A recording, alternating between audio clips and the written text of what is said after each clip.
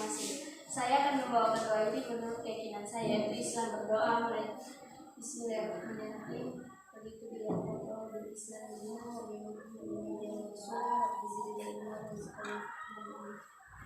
berdoa selesai.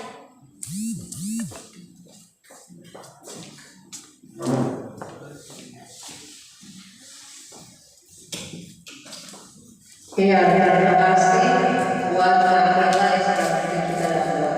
Sebelum kita mulai dengan pembacaan, baiknya kita awali dengan lagu Indonesia Raya biar menambah semangat kita. Silakan. Baik, silakan.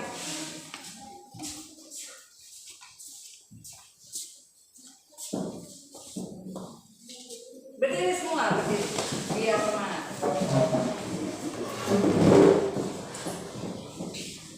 Silakan.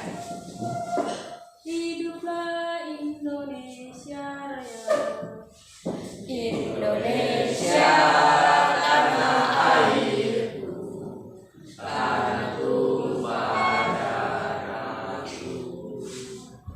Di sanalah aku berdiri, jadi pandu ibuku.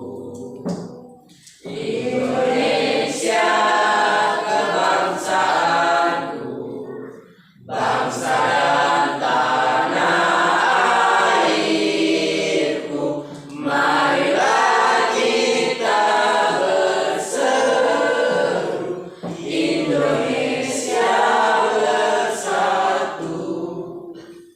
Hiduplah tanahku, hiduplah negeriku, bangsaku, rakyatku semuanya. Bangunlah jiwanya, bangunlah badannya untuk Indonesia Raya. Indonesia Raya, merdeka, merdeka, tanahku, negeriku yang ku cinta. Indonesia Raya, merdeka, merdeka, hiduplah Indonesia Raya. Indonesia Raya, merdeka, merdeka, tanahku, negeriku yang ku cinta. Indonesia Raya, merdeka, merdeka, hiduplah Indonesia Raya. Iya, baik. Terima kasih sudah berbagi kita dalam. Ya, silakan dulu. Lagu Indonesia Raya yang setiap hari kalian nyanyikan di hari apa? Senin. Hari Senin atau pada saat upacara. Itu ciptaan siapa tadi? WR-nya itu apa? Wage Rudolf Supratman. Ya. Jadi itu pertama kali lagu itu dinyanyikan kapan Ibu bilang? 28 Oktober tahun 1928. Itu pas hari apa? Sumpah Pemuda. Pemuda. Ya, jadi lagu ini salah satu lagu yang membangkitkan semangat kita, rasa nasionalisme kita terhadap bangsa dan negara. Baik, sebelum Ibu mulai dalam pembelajaran, Ibu akan absen dulu. Ibu absen ya. Alexander, Abdul, Alfonia, Ambrosius, apa ya? Anissa, Ariel, Elsina, Erik, Eustachius, Fadil, Carmila, Hadir Ibu. Lucia, Alfa, Muhammad, Yohanes Robertus, Alfa. Oke. Ya. Kita masuk saja pada materi kita pada pagi hari ini. Tapi sebelumnya Ibu akan memberikan tujuan dari pembelajaran kita pada pagi hari ini. Yang pertama, tujuan pembelajaran kita, peserta didik dapat menghayati nilai-nilai agama yang terkandung dalam praktik penyelenggaraan pemerintahan negara. Nilai-nilai agama seperti tadi kamu sudah berdoa bersama. Yang kedua, peserta didik dapat mensyukuri dan mendukung perwujudan Pancasila sebagai dasar negara. Yang ketiga, peserta didik dapat menunjukkan nilai-nilai toleransi dalam kerangka praktik penyelenggaraan pemerintahan negara. Dan yang keempat, peserta didik dapat menghayati bersikap penuh tanggung jawab sesuai nilai-nilai Pancasila dalam kehidupan sehari-hari. Kelima, peserta didik dapat mendukung sistem pembagian kekuasaan negara Indonesia. Itu sikap afektifnya. Untuk sikap kognitif atau pengetahuan, yang pertama, peserta didik dapat mendefinisikan tentang nilai-nilai Pancasila dalam kerangka penyelenggaraan pemerintah negara. Yang kedua, peserta didik dapat menganalisis sistem pembagian kekuasaan negara Republik Indonesia. Dan yang ketiga, peserta didik dapat menelaah tentang nilai-nilai Pancasila.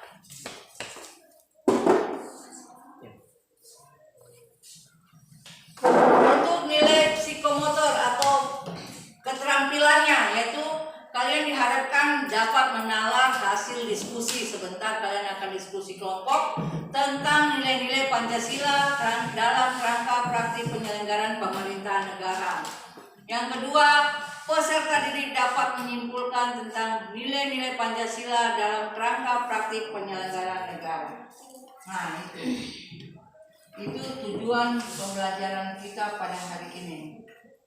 Kita masuk pada materi, yaitu nilai-nilai Pancasila dalam rangka praktik penyelenggaraan pemerintahan negara. Ada di dalam buku paket kalian ya. Ada di situ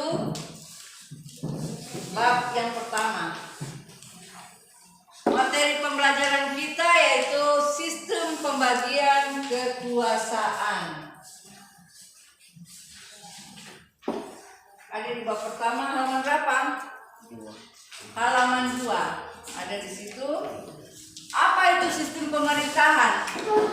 Sistem pemerintahan adalah cara pemerintah dalam mengatur semua yang berkaitan dengan pemerintahan. Sistem ini berfungsi untuk menjaga kestabilan pemerintahan, politik, pertahanan, ekonomi, dan lain-lain. A. Sistem pembagian kekuasaan negara Republik Indonesia. Di situ kekuasaan. Apa itu kekuasaan? Kemampuan seseorang untuk mempengaruhi orang lain agar melakukan tindakan-tindakan yang diperintahkannya. Iya, baik sekali. Jadi itu kemampuan seseorang untuk mempengaruhi orang lain agar melakukan tindakan-tindakan yang diperintahkannya. Jadi seseorang yang punya kemampuan atau kekuasaan, seperti ibu di kelas ini, ibu yang mempunyai kuasa, atau ada ketua kelas yang mempunyai kuasa. Jadi kalau ketua kelas bilang tolong bersihkan ini, ya harus ikut, karena dia memang ketua kelas, dia berkuasa di kelas pada saat itu, begitu. Karena dia diberi tanggung jawab sama guru untuk mempunyai kekuasaan untuk bisa minta tolong ke teman, tapi jangan terlalu berlebihan juga, iya toh? Yang berikut, kekuasaan negara apa? Kewenangan negara untuk mengatur seluruh rakyat untuk mencapai keadilan dan kemakmuran serta keteraturan. Iya, kekuasaan negara itu sudah lebih luas lagi, di luar. Kewenangan negara untuk mengatur seluruh rakyatnya untuk mencapai keadilan dan kemakmuran serta keteraturan. Sampai di situ, boleh? Bisa? Ya. Kita masuk pada pembagian kekuasaan menurut siapa? John Locke. John Locke membagi kekuasaan menjadi 3. Yang pertama apa? Kekuasaan legislatif, legislatif. Yang kedua eksekutif, dan yang ketiga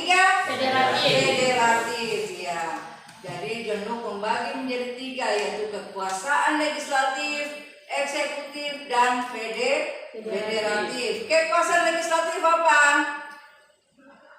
Kekuasaan untuk yaitu kekuasaan untuk membuat atau membentuk undang-undang. iya, kekuasaan untuk membuat atau membentuk undang-undang. Kekuasaan eksekutif. Ayo tinggal baca. Yaitu Eksekutif. untuk melakukan undang-undang, termasuk kekuasaan untuk mengadili setiap pelanggaran terhadap undang-undang. Iya, kekuasaan eksekutif yaitu kekuasaan untuk melaksanakan undang-undang, termasuk kekuasaan untuk mengadili setiap pelanggaran terhadap undang-undang. Yang terakhir, kekuasaan federatif. Apa? Yaitu kekuasaan untuk melaksanakan hubungan luar negeri. Iya, kekuasaan untuk melaksanakan hubungan luar Negeri. negeri. Selain John Locke ada satu lagi. Para ahli siapa? Montesquieu. Menurut Montesquieu kita ada 3, tapi Montesquieu ini, pengertian menurut Montesquieu ini ada penyempurnaan dari John Locke tadi. Sama legislatif, eksekutif, cuma dia yang ketiga adalah yudikatif. Kalau kekuasaan legislatif ya legislatif kekuasaan untuk membuat atau membentuk undang-undang, sedangkan eksekutif kekuasaan untuk melaksanakan undang-undang. Nanti di kekuasaan yang yudikatif dia gabungkan, yaitu kekuasaan untuk mempertahankan undang-undang, termasuk kekuasaan untuk mengadili setiap pelanggaran terhadap undang-undang.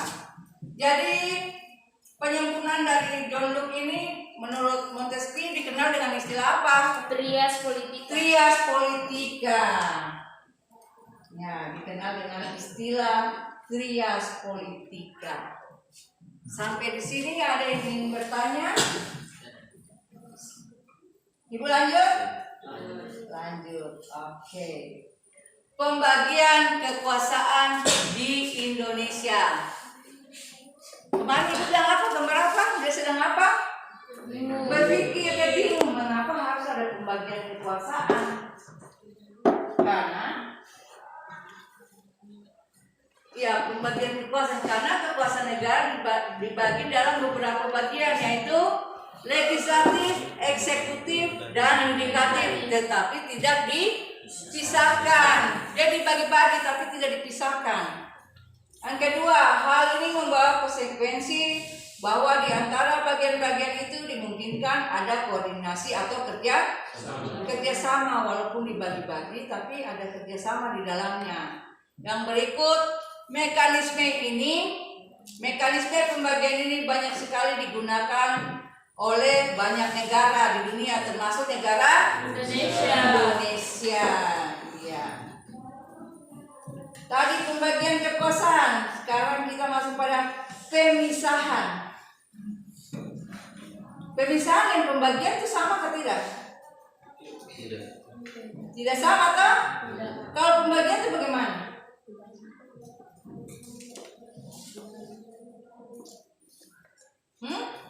Tadi sudah toh? Pembagian itu bagaimana?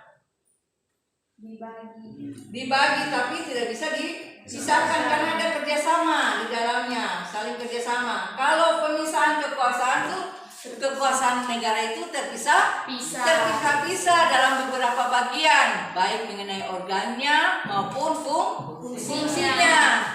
Terus setiap lembaga menjalankan fungsinya masing-masing. Jadi yang menganut mekanisme pemisahan kekuasaan adalah negara Amerika Serikat. Tuh. Amerika yang menganut sistem pembagian pemisahan kekuasaan. Kita lanjut. Konsep pembagian kekuasaan yang dianut Indonesia. Mekanisme pembagian kekuasaan di Indonesia diatur sepenuhnya dalam Undang-Undang Dasar Negara Republik Indonesia tahun 1945.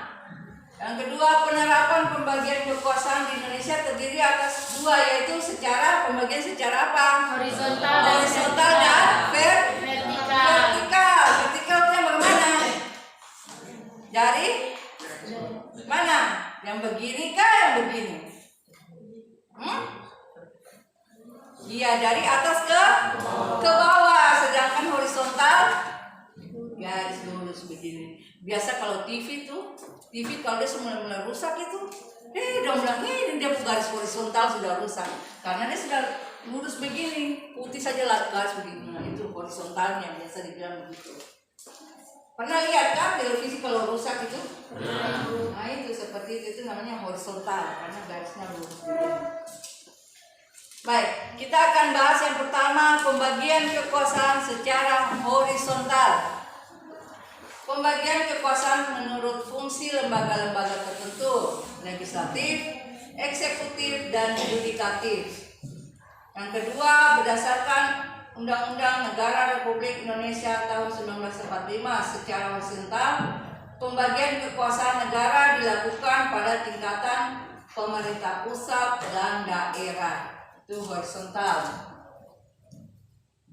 Yang berikut, pemerintah pusat. Pemerintah pusat berlangsung antara lembaga-lembaga negara yang sederajat, yaitu konstitutif, legislatif, eksekutif, yudikatif, eksaminatif, dan moneter. Sedangkan pemerintahan daerah berlangsung antara lembaga-lembaga daerah yang sederajat, yaitu antara pemerintah daerah, itu di dalamnya kepala daerah, wakil kepala daerah, dan Dewan Perwakilan Rakyat daerah. Itu secara horizontal. Kita masuk yang berikut secara vertikal. Satu orang baca. Pembagian kekuasaan secara vertikal. Pembagian kekuasaan menurut tingkatnya, yaitu pembagian kekuasaan antar beberapa tingkat pemerintahan. Pasal 18 ayat 1 Undang-Undang Dasar Negara Republik Indonesia tahun 1945 menyatakan bahwa Negara Kesatuan Republik Indonesia dibagi atas daerah-daerah provinsi, dan daerah provinsi itu dibagi atas kabupaten dan kota, yang tiap-tiap provinsi, kabupaten, dan kota itu mempunyai pemerintahan daerah yang diatur dengan undang-undang. Ya, pembagian kekuasaan secara vertikal itu pembagian kekuasaan menurut tingkatannya, dari atas, dari pemerintah pusat, terus turun ke bawah provinsi, nanti ke bawah lagi kabupaten, habis itu apa? Habis kabupaten apa? Ayo, distrik itu. Habis itu apa lagi ke bawah lagi? Distrik itu kecamatan sudah kan? Kampung. Nah, itu sampai ke bawah-bawahnya. Itu dari atas sampai ke bawah, dari pusat sampai ke daerah. Tuh, kita semua. Cuma malu-malu. Tidak usah malu-malu mau belajar kok malu. Iya toh? Tidak usah malu-malu. Kita bahas ulang pembagian kekuasaan dalam pemerintahan Indonesia. Nah, di sini sudah ada secara pembagian secara horizontal dan secara vertikal. Yang tadi kalian sudah bahas itu yang pertama konstitutif, eksekutif, legislatif, yudikatif, eksaminatif atau inspektif, dan moneter. Sudah tadi toh? Oke, sampai di sini ada yang mau bertanya? Lanjut? Berarti kita masuk dalam kelompok. Silakan bentuk kelompok. Atau kelompok sudah ada toh? Iya, kan? Bentuk sudah itu kelompok. Silakan. Silakan masuk buat bangkunya dalam kelompok. Kelompok 1 di mana? 2 di mana? 3 di mana?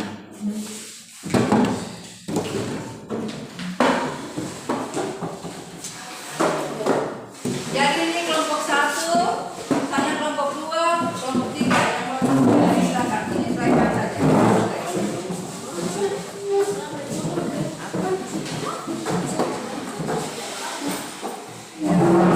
Boleh. Sini.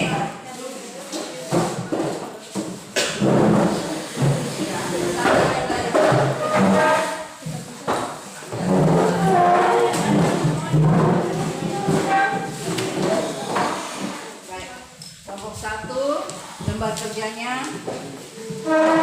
kelompok 2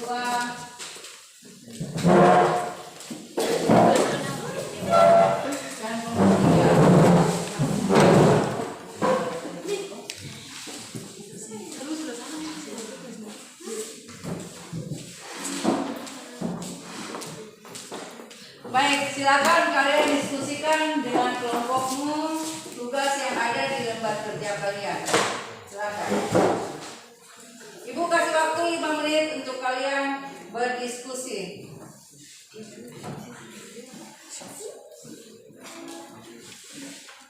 Silakan.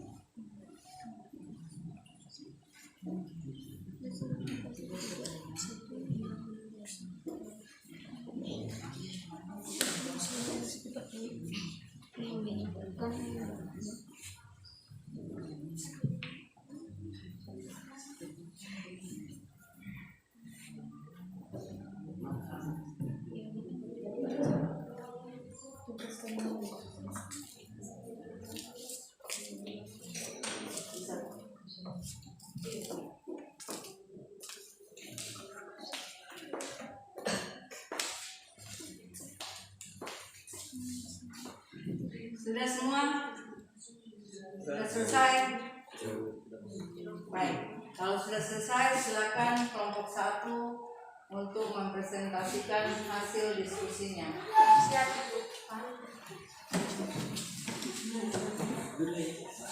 Terima kasih atas kesempatan yang diberikan. Perkenalkan, nama saya Carmila dari kelompok 1. Saya akan membacakan hasil diskusi kami, yaitu yang pertama, nama lembaga negara, Majelis Permusyawaratan Rakyat. Dasar hukumnya Pasal 3 Ayat 1 Undang-Undang Dasar Negara Republik Indonesia tahun 1945. Dan tugas wewenangnya adalah mengubah dan menetapkan Undang-Undang Dasar.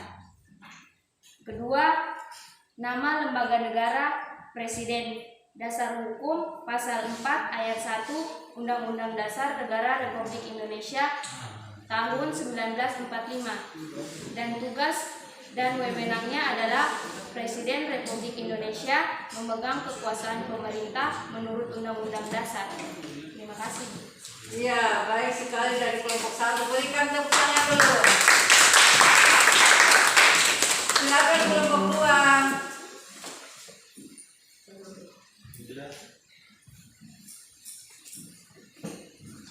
Terima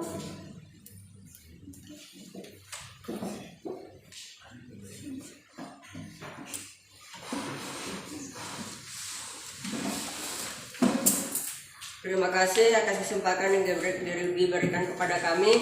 Kami dari kelompok buah ingin mempresentasikan hasil diskusi kami.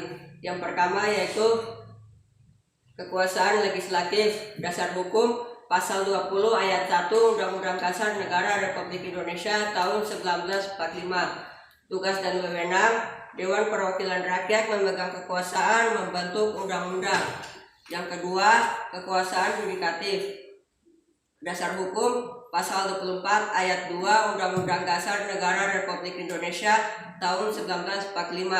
Tugas dan wewenang kekuasaan untuk menyelenggarakan peradilan guna menegakkan hukum dan keadilan. Terima kasih. Iya, terima kasih buat kelompok 2. Kita beri tepuk tangan dulu. Kelompok 3 bagaimana? Ayo.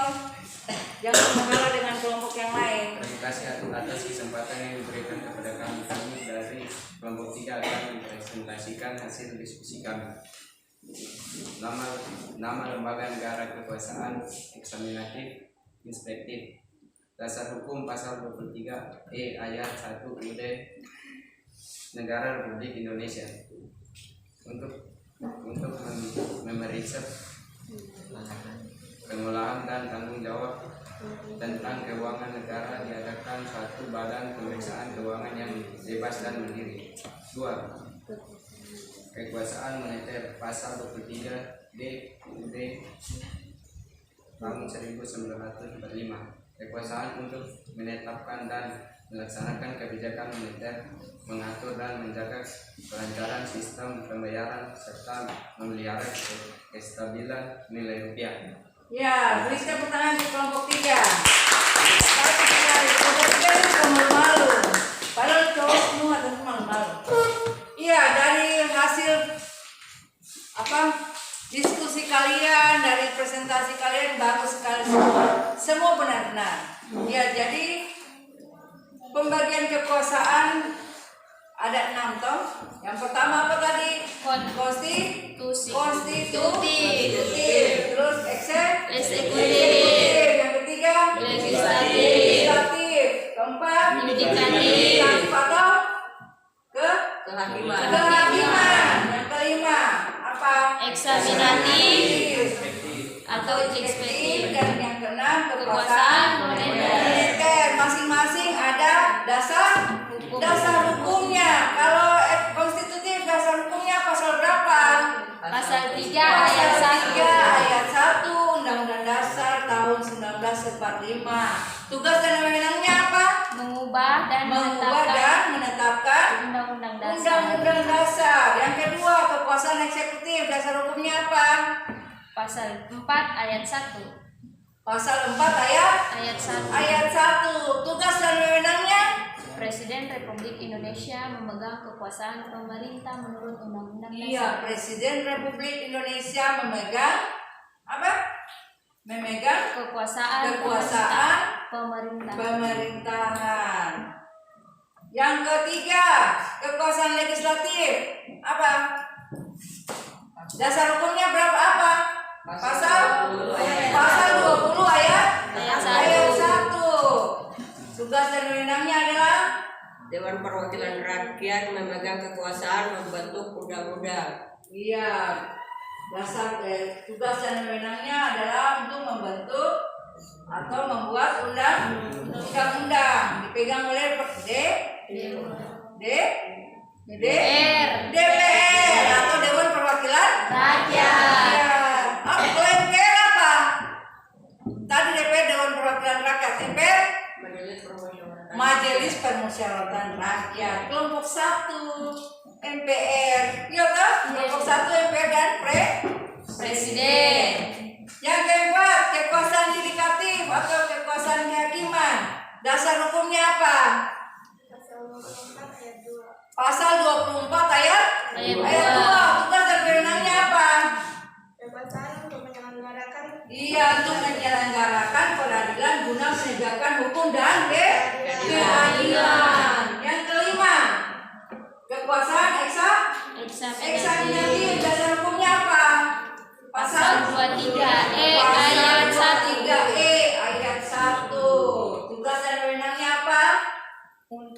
memeriksa pengelolaan dan tanggung jawab tentang keuangan negara. Dan yang keenam, kekuasaan Moneter. Dasar hukumnya pasal 23 D. Tugas dan wewenangnya apa? Untuk menetapkan dan melaksanakan kebijakan moneter, mengatur dan menjaga kelancaran sistem pembayaran serta memelihara kestabilan nilai rupiah. Itu sudah tugas kalian hari ini. Bagaimana? Sudah jelas semua? Jangan lupa MPR itu apa? Majelis Permusyawaratan Rakyat. Permusyawaratan Rakyat. DPR, Dewan Perwakilan Rakyat. Nanti ibu tanya lagi, sudah pikir-pikir apa ya? Baik, kalian sudah apa? Sudah diskusi hari ini, kalian sudah mempresentasikan, kita sudah menganalisis dan evaluasi sama-sama. Sekarang kita masuk, tadi ibu juga sudah simpulkan tentang, jadi ibu menyimpulkan dulu untuk pembelajaran kalian pada hari ini.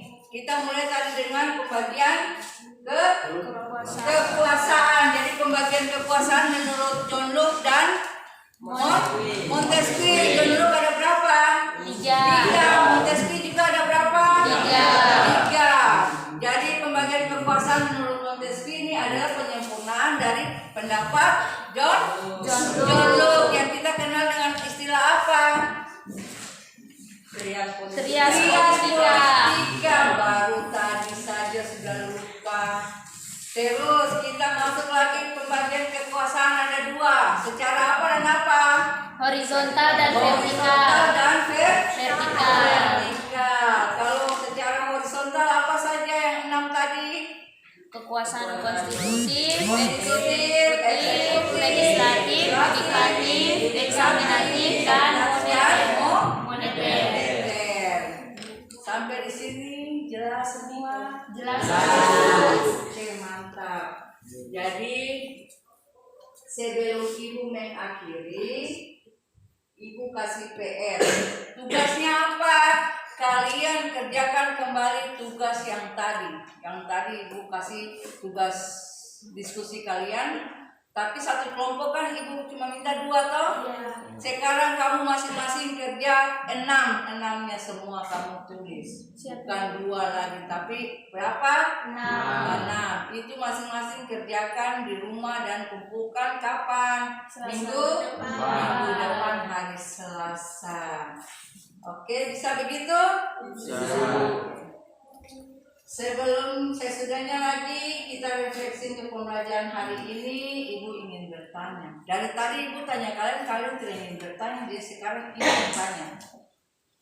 Kira-kira dari yang kita belajar tadi di atas pemerintahan, pembagian kekuasaan, terus secara horizontal, vertikal dan sebagainya itu, kira-kira bagian mana yang sudah kalian pahami atau yang masuk di otak atau yang belum, yang mana?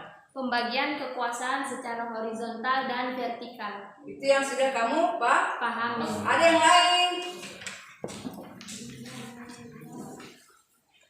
Materi yang mana? Pembagian kekuasaan di Indonesia. Pembagian kekuasaan di Indonesia. Oke, ada lagi? Kelompok 3 mungkin? Tentang apa? Bagaimana Fadil? Tentang kekuasaan eksaminatif dan kekuasaan eksaminatif dan inspektif. Kebetulan pas tugas mereka kuasai yang itu. Oke, terima kasih untuk kalian semua pada pagi hari ini.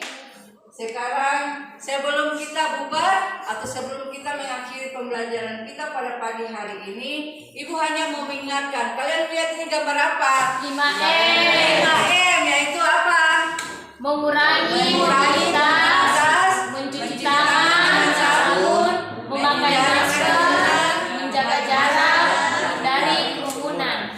Iya, jadi kamu kan sudah dengar tentang corona toh? Kita tidak tahu bagaimana, tapi setidaknya kita menjaga tubuh kita saja. Mengurangi namanya itu bajalan-bajalan banyak.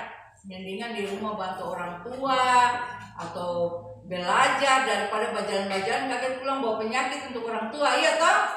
Kadang itu yang jalan tuh enak, tapi pulang kasih yang di rumah yang sakit, begitu.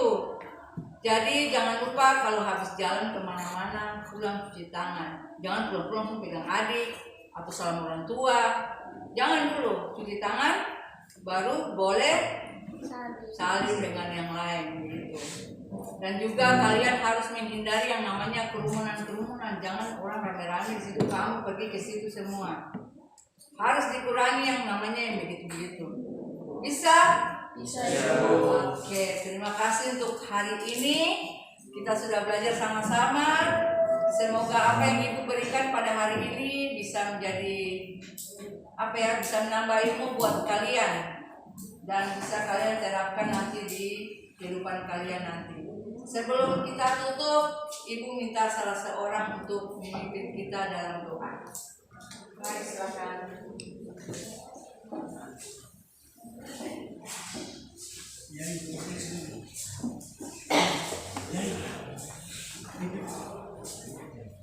Ya, berdiri saja. Kita berdoa sambil berdiri. Ya.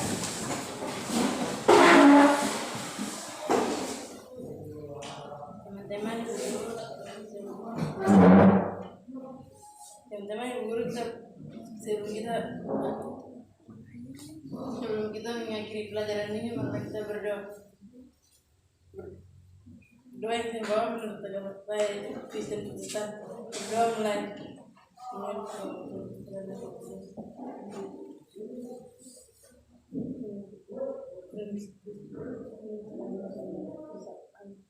Berdoa selesai.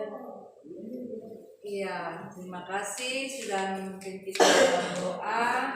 Ibu ucapkan terima kasih buat kita semua dan hati-hati kalau pulang ke rumah ya. Jalan di sebelah mana? Sebelah kiri, bukan di kanan, kiri.